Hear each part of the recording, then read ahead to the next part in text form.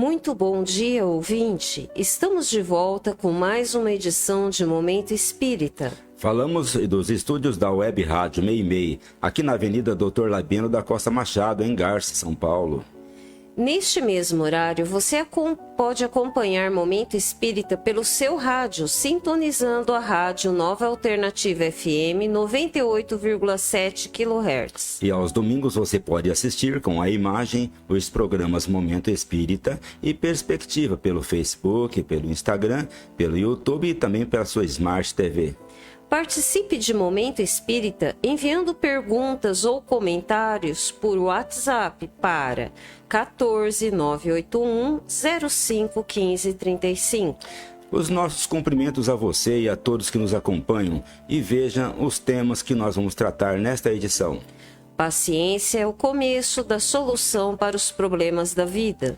Mesmo sozinho, você pode trazer o Evangelho para dentro de sua casa. Até que ponto uma obsessão pode nos afastar do Espiritismo? Como o Espiritismo se posiciona diante das diferentes crenças? É absurdo pensar que podemos magoar Deus com os nossos pecados. Porque há centros com sessões mediúnicas abertas para o público e outros não. Vamos sortear mais um livro entre os ouvintes que nos mandarem um WhatsApp, dizendo que querem ganhar o livro. Título: Crucificação e Liberdade. Romance do Espírito João Maria, recebido pelo médium Assis Azevedo. Edição O Clarim.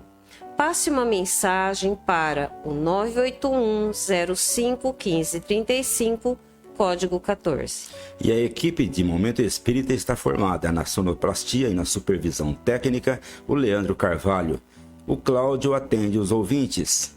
E a apresentação é de Luciana Assis e Cláudio Zacarias. Momento Espírita. Um tempo de paz.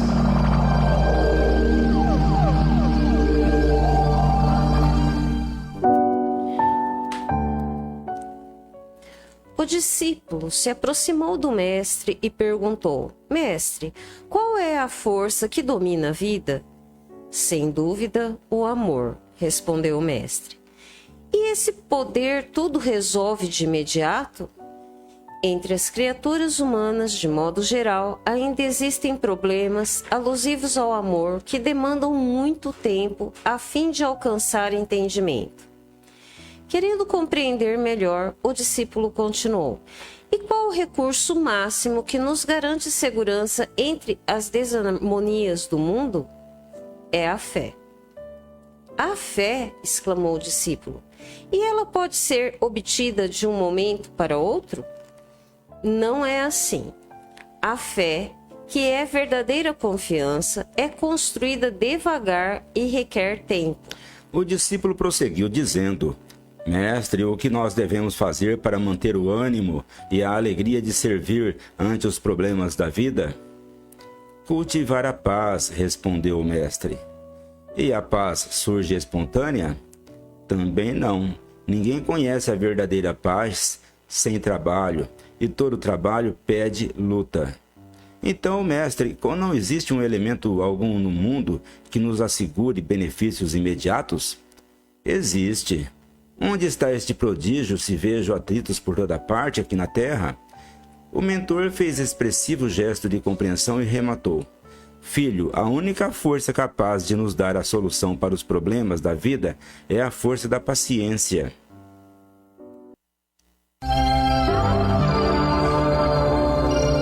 Momento Espírita. O rádio é do ouvinte.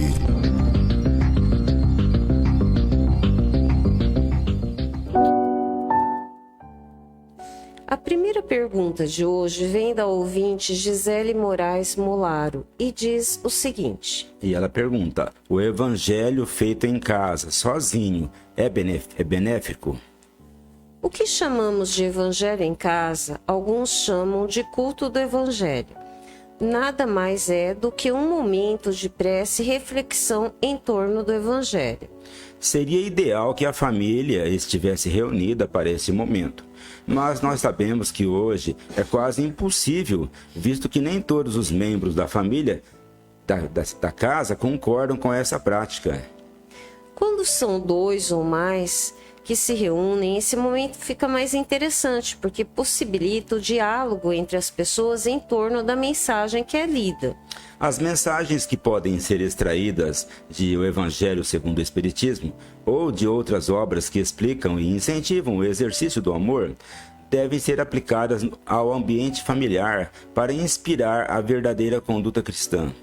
Mas, quando não for possível reunir pessoas em torno do Evangelho, ele pode ser lido e refletido por uma só pessoa, porque o mais importante é a qualidade do pensamento que vai auxiliar o equilíbrio espiritual do ambiente. Uma só pessoa pode fazer isso e às vezes muito mais, compreendendo que ela tem muito a dar de seu coração para o bem da família e tem muito a receber da espiritualidade, aproveitando esse momento para facilitar a presença de bons espíritos.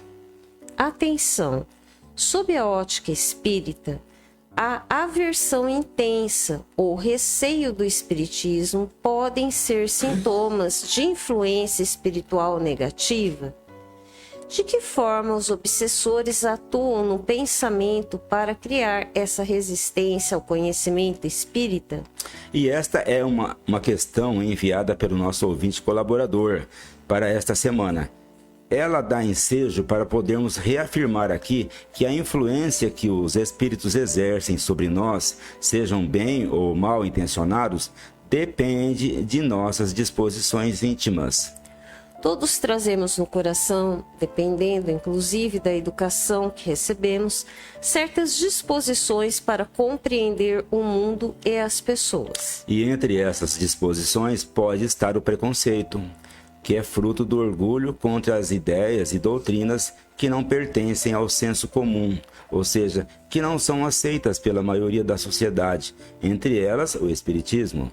Ora, o Espiritismo, no contexto social e principalmente por ser uma doutrina nova diante daquelas que estão estabelecidas há milhares de anos na sociedade, com certeza ainda encontra muita resistência na população. Assim, uma pessoa que está aprendendo a pensar pela própria cabeça, que não tem medo das ideias inovadoras, aceitará mais facilmente o Espiritismo e não imporá nenhuma resistência aos que não pensam como ela. Ao passo que o contrário tende a prevalecer entre as pessoas que ainda não estão preparadas para contestar as ideias antigas, principalmente aquelas que vêm da própria família pelo caminho dos costumes e tradição. Neste caso, os espíritos que atuam contra o Espiritismo só encontram receptividade entre aquelas pessoas que, em matéria de religião, ainda cultivam a fé cega e não acreditam que podemos compreender a lei de Deus pelo uso da razão e do bom senso. Essas pessoas, e com certeza as respectivas famílias, estão abertas a influências de espíritos que, bem ou mal intencionados, atuam contra a doutrina. Próxima pergunta. Essa pergunta é do mesmo ouvinte. Cortar o ar usando tesoura de aço afasta maus espíritos? Qual é a visão do Espiritismo sobre essa prática popular? Em primeiro lugar, devemos reafirmar que, mesmo não concordando com certas ideias que possam parecer absurdas, os espíritas devem respeitar os que cultivam as diferentes crenças ou formas de crer. Ninguém tem o direito de atacar a fé das pessoas, conforme diz o Livro dos Espíritos no capítulo sobre Lei de Liberdade. Voltando à questão formulada, podemos dizer que, a princípio, não vemos no uso de tesoura de aço como fórmula de afastar maus espíritos, qualquer relação de causa e efeito. Mas podemos dizer também que pode haver espíritos que acreditam nisso, de forma que esses podem se impressionar com essa prática. Em sua obra, Allan Kardec chama a atenção para tudo que possa contrariar a razão e o bom senso, pois o espírita deve cultivar a fé raciocinada. É desse modo que não se deve aceitar como verdade aquilo que não compreende. E segundo o espírito Erasto, mais vale você rejeitar 9 verdades do que aceitar uma falsidade. Outra questão. Ouvinte pergunta que, se Jesus ensinou que devemos perdoar sempre, como compreender sua afirmação de que a blasfêmia contra o Espírito Santo não será perdoada nem neste século, nem no futuro? A ideia do pecado sempre foi um ponto fundamental na religião, desde os povos politeístas, que adoravam vários deuses, até mesmo as religiões que se dizem cristãs.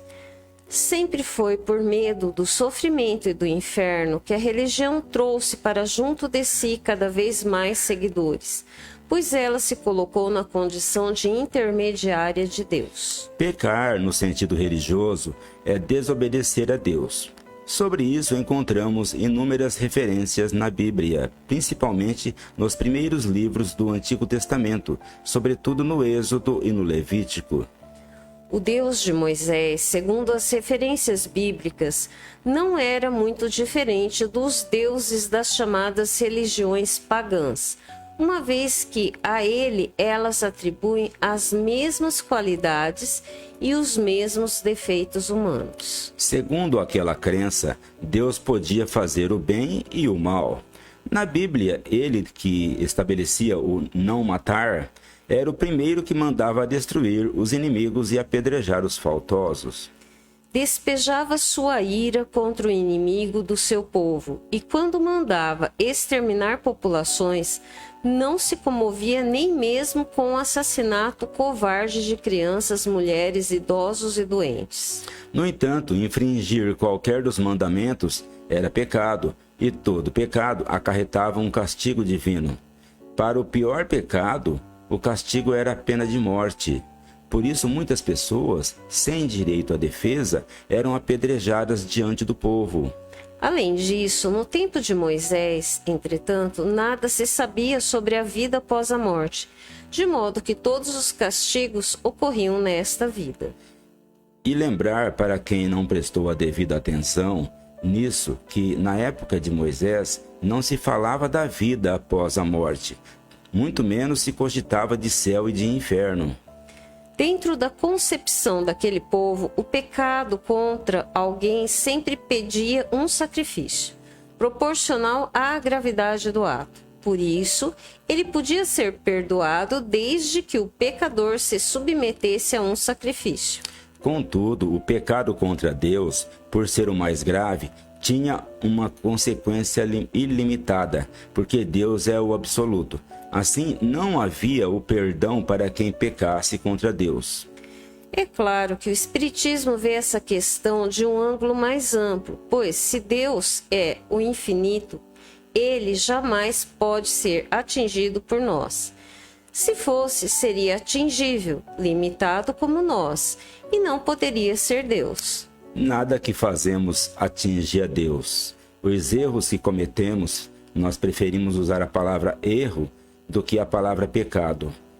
Pode atingir as pessoas, pode atingir a sociedade como um todo, porque nós somos seres imperfeitos e limitados. O erro pode atingir a nós mesmos, mas não Deus. Para cada ato que cometemos, bom ou mal, a lei divina aciona automaticamente um efeito, fazendo retornar os efeitos sobre o infrator da lei.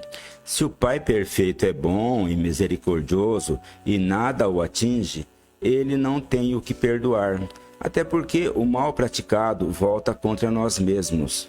Nós que devemos perdoar para aprender a nos perdoar a nós mesmos.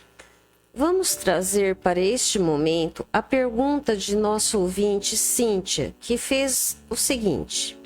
Ela pergunta: e eu tenho uma curiosidade sobre como o Espiritismo vê essa questão do sexo. Se os espíritos não têm sexo e podem reencarnar como homem ou como mulher, Por que é que existe tanta diferença entre o homem e a mulher? Eles têm personalidades diferentes, o modo de viver e de enxergar as coisas. Então pergunto, como que um espírito que foi de um sexo numa encarnação anterior pode vir agora no outro sexo e mudar tanto? Será que essa diferença acontece por causa da educação que o menino e a menina recebem de seus pais ou é apenas influência do corpo? Os espíritos têm sexo? É uma pergunta que Kardec fez na questão número 200 de O Livro dos Espíritos. E a resposta, não como o entendeis, responderam os mentores. Isso quer dizer que eles têm sexo, mas que o sexo se manifesta nos espíritos de outra forma que não é a forma que nós conhecemos. Essa questão é cuidadosamente tratada por André Luiz em variadas obras e, mais especificamente, é ela retomada pelo Dr. Jorge André no livro As Forças Sexuais da Alma, livro que pode lhe trazer muitos esclarecimentos a esse respeito. Na prática mediúnica, nós estamos acostumados a lidar com espíritos de homens e espíritos de mulheres e verificar que após a desencarnação, eles levam consigo os reflexos do que foram nesta última existência. Reflexos esses que se manifestam através da sua personalidade, de homem ou de mulher. Os homens tendem a continuar sendo homens, com a mesma virilidade que aqui demonstravam na vida corporal, assim como as mulheres prosseguem manifestando sua feminilidade. Este é um fato que constatamos na prática. No entanto, basta observar e verificar que as crianças, por exemplo, nos primeiros anos da infância, ainda não desenvolveram de forma definitiva a sexualidade em nível fisiológico e, por isso, os meninos e as meninas ainda são bem parecidos. Essa diferenciação vai ocorrendo paulatinamente na medida em que eles crescem e se desenvolvem, mas só vai se consolidar na adolescência. Após o período de amadurecimento sexual, a que nós damos o nome de puberdade, os sexos se definem e se mostram como são. O Dr. Jorge André, na obra citada, afirma que, na essência, todo espírito traz as duas polaridades, a masculina e a feminina, cada qual com sua potencialidade própria. É desse modo que, sendo homens e mulheres, ao reencarnarmos, trazemos conosco as duas tendências, as quais se manifestam diferentemente conforme a encarnação se dê num corpo masculino ou num corpo feminino. Homens e mulheres quase sempre têm papéis diferentes na sociedade humana. Quando a encarnação se dá num corpo masculino, o que entra em funcionamento é a polaridade masculina do espírito. Se for num corpo de mulher, é a sua polaridade feminina. Ao longo das encarnações, os espíritos podem nascer como homem ou mulher, portanto, nos mundos inferiores ou nas etapas de desenvolvimento pelas quais estamos passando, o sexo se define praticamente com o corpo físico através dos órgãos sexuais. À medida que o espírito progride na sua escala evolutiva em planos superiores de vida, as polaridades vão se aproximando uma da outra e deixam de se manifestar com tantas diferenças como as que vemos em nosso planeta. As diferenças sexuais em nosso mundo são bem definidas. Mas os espíritos, ao contrário do que você possa pensar, não encarnam alternativamente num sexo e no outro. A tendência é reencarnar muitas vezes no mesmo sexo, pois a experiência de uma só vida é muito curta para lhe proporcionar o necessário aprendizado. Desse modo, reencarnado repetidas vezes como homem, por exemplo, o espírito se fortalece na polaridade masculina e mais fácil se torna voltar na mesma condição. Quando muda de polaridade, geralmente ele ressente dessa mudança e apresenta alguma dificuldade para se ajustar à nova condição, agora num corpo feminino. Entretanto, essa questão de mudança de sexo entre uma encarnação e outra, a princípio, pode não ser causa de transexualidade, conforme o Dr. Jorge Andréa explica. Mas o fato de existirem homens que apresentam certos maneirismos femininos ou mulheres com atitudes viris, muitas vezes pode revelar recentes experiências reencarnatórias no sexo oposto. Contudo, não podemos deixar de considerar que a educação do lar e da sociedade tem uma influência muito grande na personalidade da criança e reforça as tendências que os pais querem que desenvolvam. Bom, livro que vamos sortear daqui a pouco entre os ouvintes que nos mandarem uma mensagem até 15 para o meio-dia. Crucificação e Liberdade. Romance do Espírito João Maria, recebido pelo médium Assis Azevedo. Edição Clarim. Mande sua mensagem 981-05-1535, código 14. Agora uma pergunta da ouvinte Josélia, que é residente no Labienópolis. Por que há centros que fazem sessões abertas para quem quiser assistir e outros não? O centro não devia incentivar as comunicações dos espíritos para despertar o povo para a vida imortal? As sessões mediúnicas, ou seja, aquelas sessões em que os espíritos se comunicam, constituem a parte mais delicada do espiritismo, a que merece maiores cuidados. Entrar em contato com os desencarnados não é tão simples como falar com os encarnados. Existe uma dificuldade natural de comunicação direta entre os dois planos, principalmente no que diz respeito à preparação moral, tanto do médium quanto do grupo. Tal atividade exige as condições próprias, tanto do ambiente, dos médiuns e também quanto das pessoas que participam dos trabalhos. A princípio, não haveria nenhum inconveniente em se fazer a sessão pública. Mas o problema está justamente no clima mental que se cria em torno das comunicações.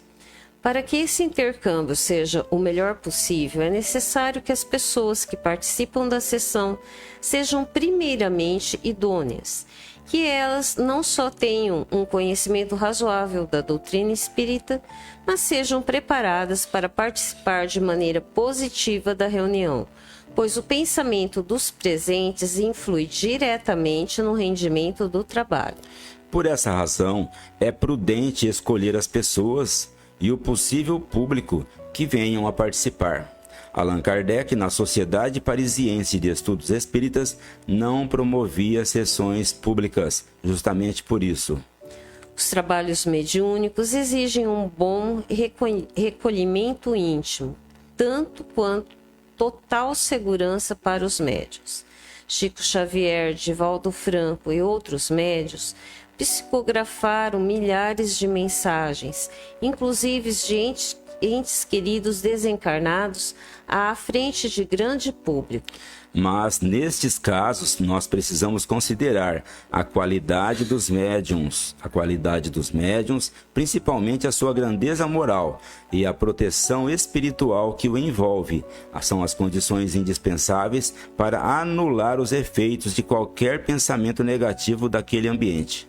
Por outro lado, não é o fato de uma pessoa presenciar uma comunicação que vai convencê-la de sua autenticidade. Allan Kardec sempre se bateu no princípio de que prova não convence. O que convence a pessoa de uma verdade é a razão. Se a prova convencesse, como dizia o professor Henrique Rodrigues, nenhum médico fumaria.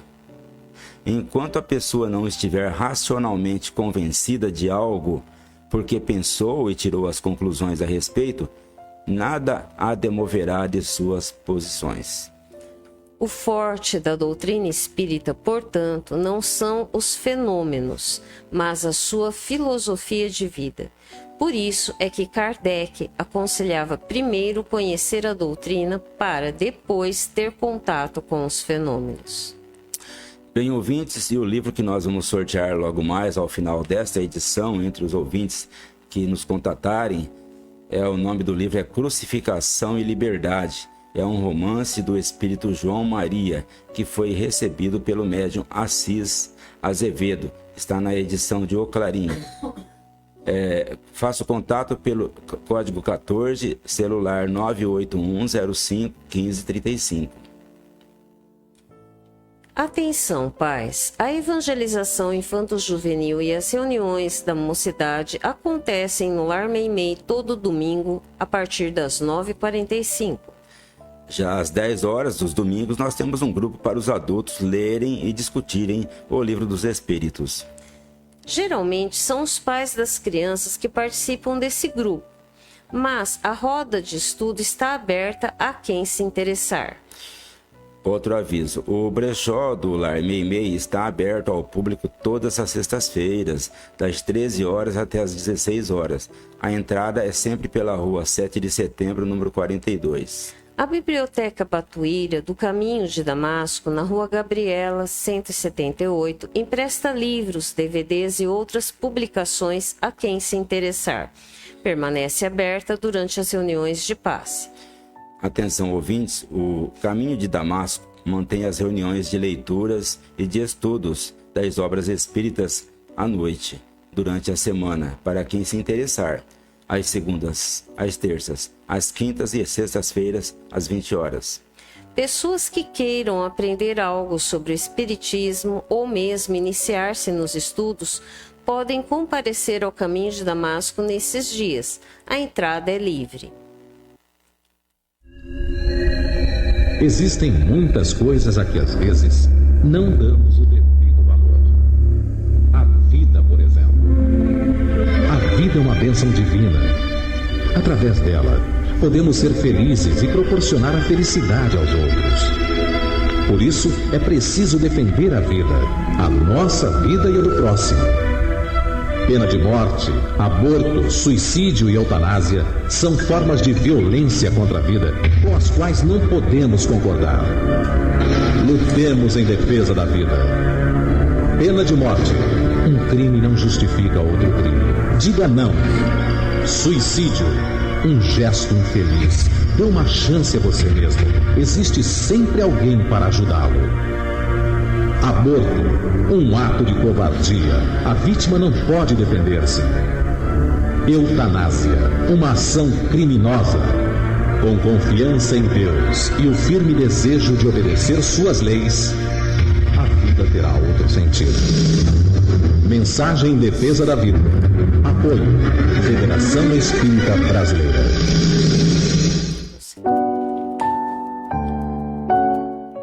Bem, ouvintes, o nosso Clube do Livro Espírita de Garça obtém livros todos os meses por preços abaixo da tabela, permitindo que você e seus associados adquiram por apenas R$ 27,00 mensais.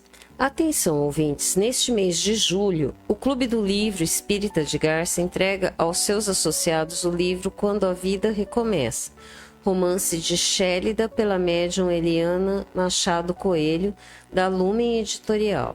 Para você receber esse livro na sua casa, basta você se associar ao clube ligando ou passando um WhatsApp para a Sônia Marra. O telefone é DDD 14 996 69 5008 996 69 5008.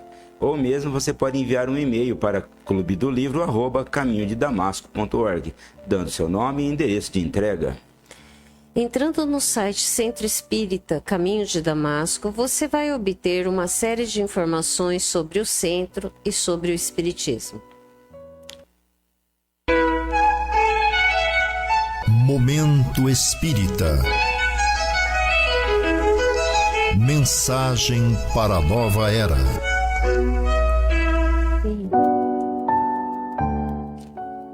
Estudando a doutrina espírita. As leis morais. O papel da doutrina espírita não é apenas o de esclarecer sobre comunicabilidade dos espíritos e reencarnação. É muito mais que isso. O espiritismo tem por finalidade fazer com que, conhecendo melhor as leis da vida, eu, você e todos nós nos transformemos em pessoas melhores diante de tudo e diante de todos, desenvolvendo as virtudes propostas por Jesus há 2000 anos. Este prisma é o prisma pelo qual o Espiritismo compreende a missão de Jesus de Nazaré.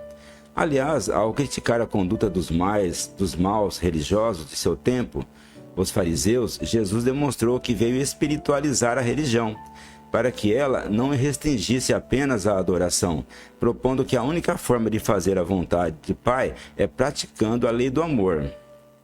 Nesse sentido, o Espiritismo expõe seus princípios para ratificar o que ele disse e demonstrou a respeito de tão reiterada recomendação: amai-vos uns aos outros, eis o maior mandamento. Na questão 648 do Livro dos Espíritos, os instrutores espirituais reconhecem a classificação que Allan Kardec fez das leis morais, para fins de maior compreensão por parte de quem estuda o Espiritismo. Para tanto, Kardec se inspirou nos 10 mandamentos de Moisés, tomando-os como ponto de partida ao classificar as leis morais, assim constituídas. Primeira, lei de adoração. Segunda, lei do trabalho. Terceira, lei de reprodução. Quarta, lei de conservação. Quinta, lei de destruição. Sexta, lei da sociedade. Sétima, lei de progresso. Oitava, lei da igualdade. Nona, lei de liberdade. E 10ª, lei de justiça, amor e caridade. O último capítulo dessa terceira parte de O Livro dos Espíritos é a síntese de tudo, ou seja, é a perfeição moral a que Jesus se referia, quando ele disse: sede perfeitos como o vosso Pai Celestial é perfeito. Como nós dissemos, Kardec fez essa classificação apenas para facilitar o estudo e o conhecimento das leis morais. A partir das instruções dos Espíritos, ele conseguiu sintetizar a parte moral do Espiritismo nesses capítulos, abordando cada uma num capítulo específico da parte 3 de O Livro dos Espíritos.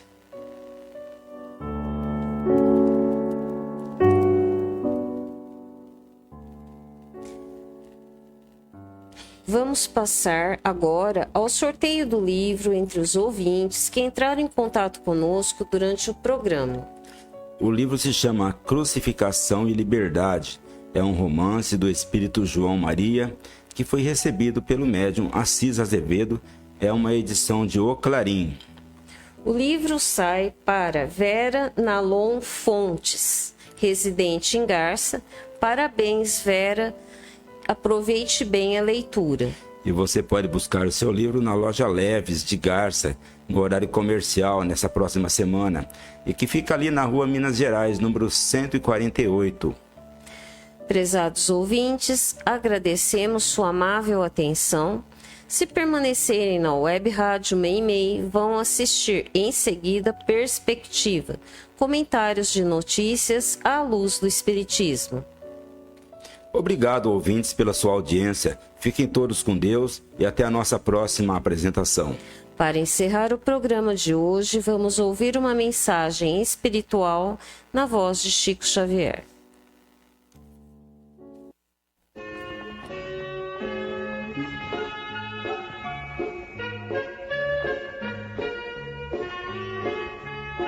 Agradeço, meu Deus, em minha prece enternecida, as almas boas que me deste a vida no campo da afeição. Agradeço os amigos que me emprestas, que me toleram falhas e defeitos e equilibram-me os passos imperfeitos, dando-me paz e luz ao coração. Agradeço-te, ó Pai, a sensação confortadora e amena, com que a palavra deles me acerena em meus dias de dor. E o silêncio que fazem para as lutas, de que é preciso para burilar-me, enxugando-me o pranto sem alarme pela bênção do amor. Agradeço o socorro que me trazem, mostrando desapego nobre e raro, para que eu seja apoio ao desamparo, esperança de alguém, e a caridade com que me estimulam a ser trabalho, bênção, alegria, aprendendo a viver dia por dia nos domínios do bem.